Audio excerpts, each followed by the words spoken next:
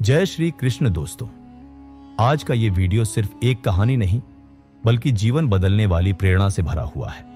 अगर आप भी श्री कृष्ण की दिव्य शिक्षाओं को अपने जीवन में उतारना चाहते हैं तो इस वीडियो को अंत तक जरूर देखें। तो चलिए आरंभ करते हैं इस आध्यात्मिक यात्रा को श्री कृष्ण के साथ। जब जब पृथ्वी पर अधर्म बढ़ता है तब तब भगवान स्वयं अवतार लेते हैं। वे केवल राक्षसों का संहार करने नहीं आते बल्कि मनुष्यों को धर्म का, सच्चाई का और कर्म का सही मार्ग दिखाने आते हैं। ऐसे ही एक महान अवतार थे भगवान श्री कृष्ण। उनका जन्म केवल एक कथा नहीं है बल्कि एक चेतावनी भी है, एक उम्मीद भी है और एक गहरा संदेश भी। श्री कृष्ण का जन्म मथुरा में हुआ था। उनके माता पिता थे देवकी और वासुदेव, लेकिन उनका जन्म सामान्य परिस्थितियों में नहीं हुआ। एक भविष्यवाणी हुई थी कि देवकी का 8वां पुत्र अत्याचारी राजा कंस का वध करेगा। कंस ने डर के कारण देवकी और वासुदेव को कारागार में डाल दिया और उनके एक एक करके 7 बच्चों को जन्म लेते ही मार दिया। लेकिन जब 8वां पुत्र आया तो चमत्कार हुआ। आधी रात को कारागार के ताले अपने आप खुल गए। वासुदेव ने शिशु कृष्ण को अपनी टोकरी में रखा और तेज बारिश और अंधकार के बीच यमुना पार करके उन्हें गोकुल पहुंचाया। वहां उन्होंने कृष्ण को नंद बाबा और यशोदा को सौंप दिया। यह घटना केवल धार्मिक नहीं बल्कि बहुत ही प्रतीकात्मक है।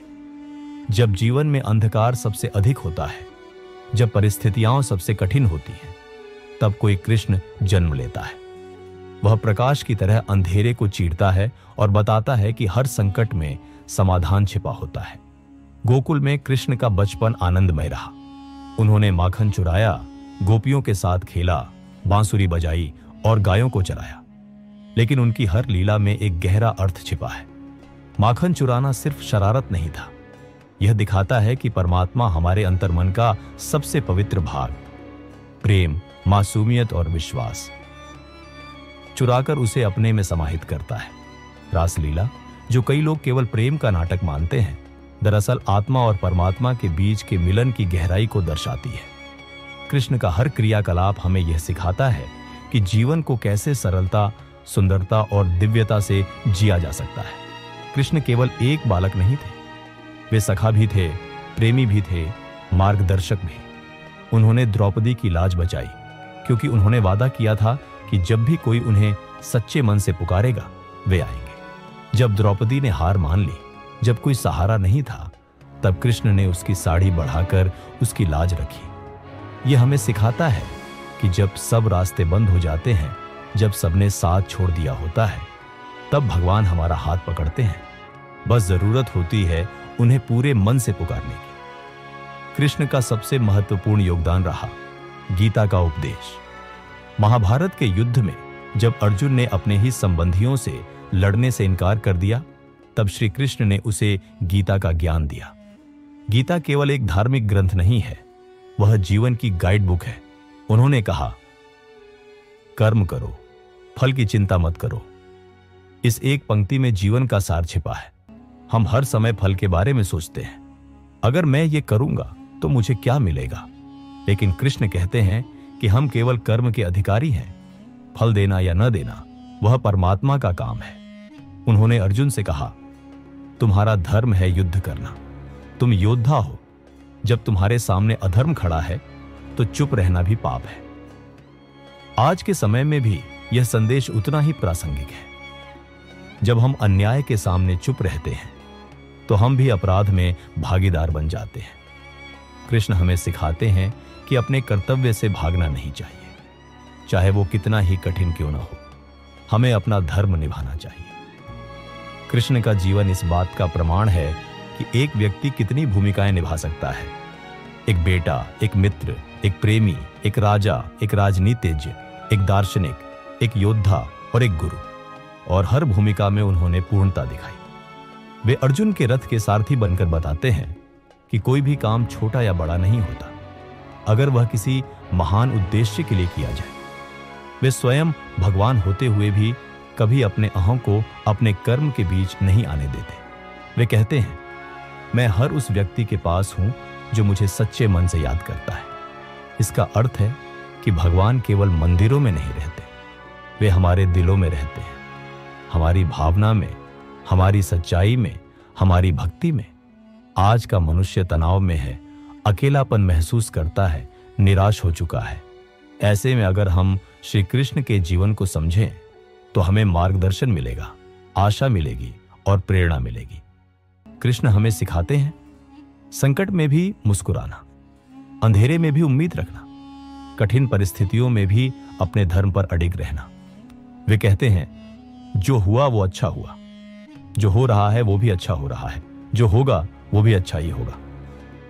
इस कथन से हमें सीखने को मिलता है कि जीवन में कुछ भी स्थायी नहीं है।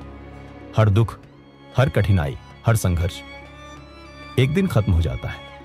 हमें केवल धैर्य रखना है, श्रद्धा रखना है और कर्म करते रहना है।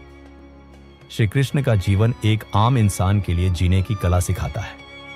वे हमें यह बताते हैं कि कैसे प्रेम में निस्वार्थ हुआ जाए, कैसे कार्य में निरंतर रहा जाए और कैसे हर परिस्थिति में मानसिक संतुलन बनाकर रखा जाए। उनकी शिक्षाएं आज के छात्र के लिए भी प्रासंगिक हैं, एक नौकरी पेशा व्यक्ति के लिए भी, एक गृहिणी के लिए भी और एक बुजुर्ग के लिए भी। अगर कोई परीक्षा से डर रहा है तो कृष्ण कहते हैं स्वधर्म का पालन करो, परिणाम की चिंता मत करो। अगर कोई अपने रिश्तों से दुखी है तो कृष्ण कहते हैं निर्लिप्त रहो लेकिन प्रेम से रहो। अगर कोई सफलता पाने के लिए भाग रहा है तो कृष्ण कहते हैं मूल्य आधारित कर्म करो, सफलता अपने आप आएगी।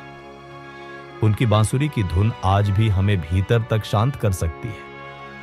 उनकी मुस्कान आज भी हजारों दुखों को हल्का बना सकती है। उनका नाम आज भी विश्वास और श्रद्धा का दूसरा नाम है।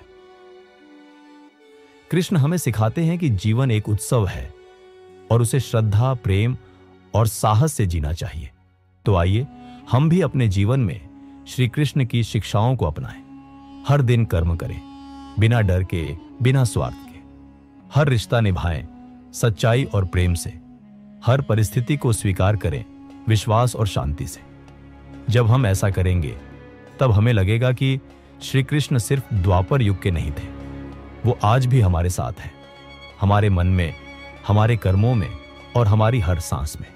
दोस्तों, अगर श्री कृष्ण की ये बातें आपके दिल को छू गई हों तो इस वीडियो को लाइक करें, अपने दोस्तों और परिवार के साथ शेयर करें ताकि श्री कृष्ण का ये अमूल्य ज्ञान हर दिल तक पहुंच सके। कमेंट में जरूर लिखें जय श्री कृष्ण। अगर आप भी चाहते हैं कि हर मुश्किल घड़ी में भगवान आपका साथ दें।